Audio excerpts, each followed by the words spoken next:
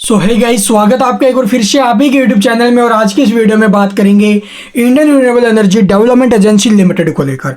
आप लोग देखोगे Indian renewable energy development agency यानी इरेडा है, इसको लेकर एक नहीं भाई दो बड़ी खबरें आते हुए नजर आई हैं। जी हाँ, दो बड़ी खबरें आई हैं।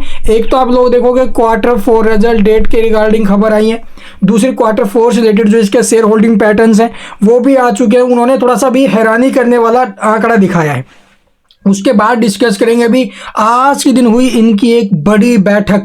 ठीक है, एक बड़ा आप लोग देखोगे भी इनका जो अभी आयोजन था दुबई अबू धाबी के अंदर, और वहां से आप लोग देखोगे एक बहुत बड़ी अनाउंसमेंट होते हुए नजर आई है। तो क्या खबरें आई हैं सामने डिटेल में डिस्कस करेंगे, और इनका इंपैक्ट आने वाले टाइम में स्टॉक के ऊपर या फिर कल ही के दिन स्टॉक के ऊपर कैसा रहेगा, चलिए जानते डिटेल में। ये मत भूलना स्टॉक अपने बाउंड वीक हाई से 25.5% के आसपास अभी भी गिरावट में आपको दिखाई दे रहा है, और मार्केट में किसी भी कारणवश पैनिक सेलिंग आए वहां से मौका मत चूकना, ये मैंने आपको पहले भी बोला है भाई। तो चलिए अब देखते हैं सबसे पहले जो खबरें सामने आई है निकलकर आखिरकार वो क्या। सबसे पहले Q4 से रिलेटेड जो शेयर होल्डिंग पैटर्न्स आए इसके वो डिस्कस करते हैं।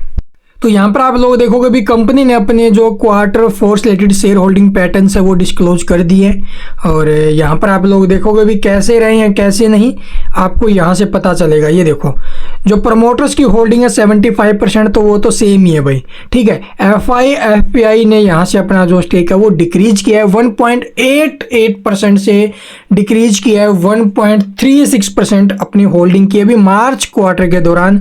ये किया अभी FII ने और FPI ने। ठीक है, उसके बाद आप लोग म्यूचुअल फंड्स ने लगभग ऑलमोस्ट अपना जो स्टेक है वो यहाँ से डिक्रीज करते हुए नजर आ गए हैं 2-2.5% के करीब। आप लोग देखोगे 2.87% स्टेक था इनका प्रीवियस क्वार्टर के दौरान, जो अब हो चुका है अभी 0.53% के करीब। ठीक है, तो इन्होंने अपना स्टेक ऑलमोस्ट डिक्रीज कर दिया है। इंस्टीट्यूशनल इन्वेस्टर्स ने आप लोग देखोगे भी 6.25% से अपना जो स्टेक है वो 2.31% कर दिया है। 4% के करीब अपना जो स्टेक है वो यहाँ से बेचते हुए नजर आए हैं। तो म्यूचुअल फंड्स ने डाटा अपना जो इन्वेस्टमेंट है वो यहाँ से डिक्रीज किया है, और साथ में इंस्टीट्यूशनल इन्वेस्टर्स ने। तो यहाँ से आप लोग समझोगे भी इन्होंने अपना क्यों पैसा निकाला, क्योंकि देखो भी जिन्होंने 32 के भाव से शेयर खरीदा, फिर ओपनिंग प्राइस पर शेयर खरीदा, वो उन्हें इतने हाई प्राइस पर रिटर्न मिल रहे हैं तो वो क्यों नहीं बुक करेंगे। लेकिन लॉन्ग टर्म अवधि के लिए अगर आप लोग चल रहे हो तो कोई दिक्कत वाली बात नहीं है। शॉर्ट टर्म में उतार चढ़ाव आते रहेंगे, आपको पता है भाई, लेकिन लॉन्ग टर्म 1 साल 2 साल 3 साल इनका जो रोड मैप है बिल्कुल क्लियर है।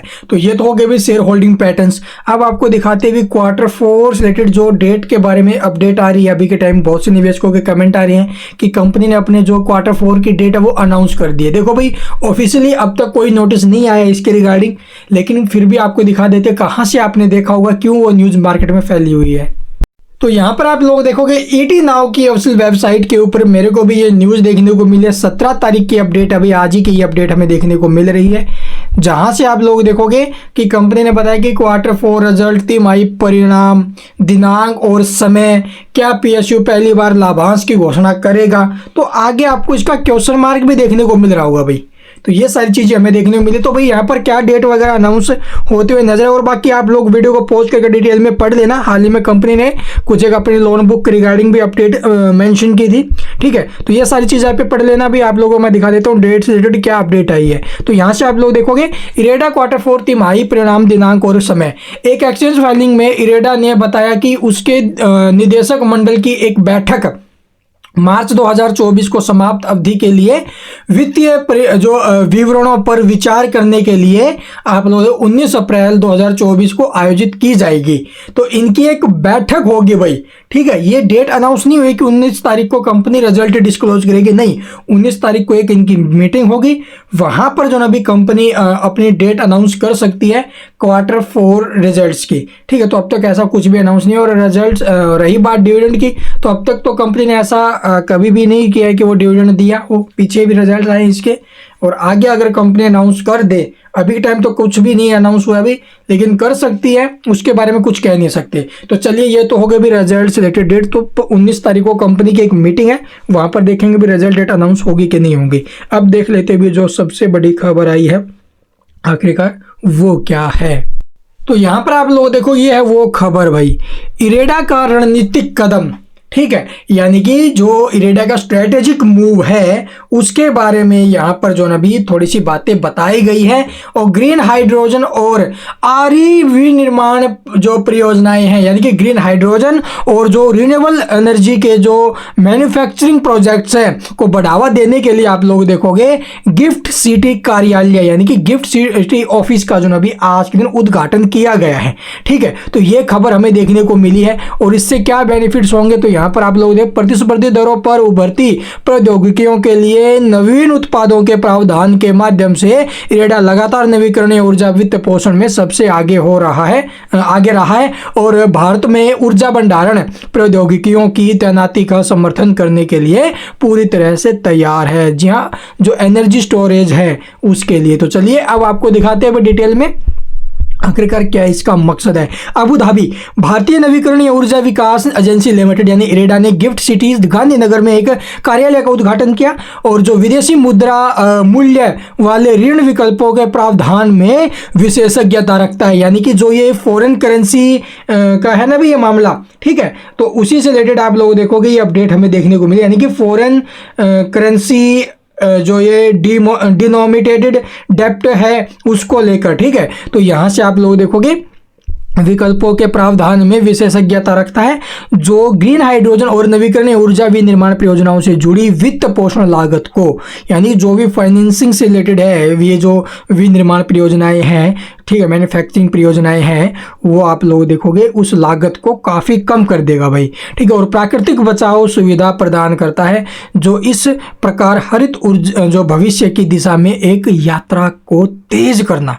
ठीक है, अबू धाबी में आज आप लोग विश्व जो भविष्य ऊर्जा शिखर सम्मेलन था आज के दिन, और लंबी अवधि के ऊर्जा भंडारण के लिए आप लोग दें, यानी कि लॉन्ग जो ड्यूरेशन है उसके एनर्जी स्टोरेज के लिए भविष्य के विकास के अवसर पर एक पैनल चर्चा के दौरान इरेडा के अध्यक्ष और प्रबंध निदेशक श्री प्रदीप कुमार दास ने रणनीतिक पहल पर अपना जो प्रकाश है वो डालते हुए यहाँ पर नजर आए हैं भाई। ठीक है, अपने संबोधन में श्री दास ने राष्ट्रीय हरित हाइड्रोजन मिशन के 2030 तक 5 मिलियन मीट्रिक टन प्रति वर्ष से अधिक हाइड्रोजन उत्पादन के महत्वाकांक्षी लक्ष्य को प्राप्त करने में ऊर्जा भंडारण की महत्वपूर्ण भूमिका पर जोर दिया है। ठीक है, 5 मिलियन मीट्रिक टन प्रति वर्ष, ठीक है, जो हाइड्रोजन उत्पादन है उसके इतने बड़े लक्ष्य का आप लोग देखोगे इन्होंने।